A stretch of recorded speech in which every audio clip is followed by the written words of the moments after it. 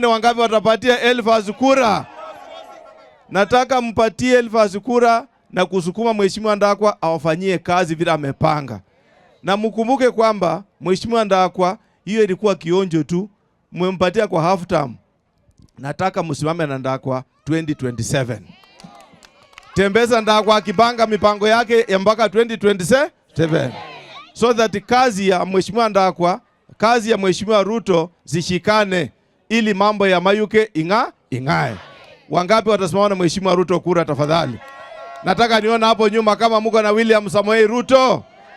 Babu Mheshimiwa Ruto wameshikana na Mheshimiwa Oburu kupitia kwa chama cha ODM na chama cha UDA kuunda mkataba wa kusonga mbele na broad based government. Na wale ambao wanasimama mbele, huyo Ruto ni chuma bana. Huyo Ruto alituosha kavu. Mimi nilikuwa Azimio na mimi ndio nilikuwa chief whip wa serikali. Wacha niwaambie story. Mimi ndio nilikuwa chief whip ya serikali. Na mipango ambayo iliendelea hata kama sikufanya lakini pia nilijua. Na tulijua Ruto ako nje na akatuosha. Na saa yako ndani na unasimama mbele. Si atapita na nyinyi? Hao watu wa DCP wajipange. Hii mikakati wanatuambia tu wanapanga vitu yao.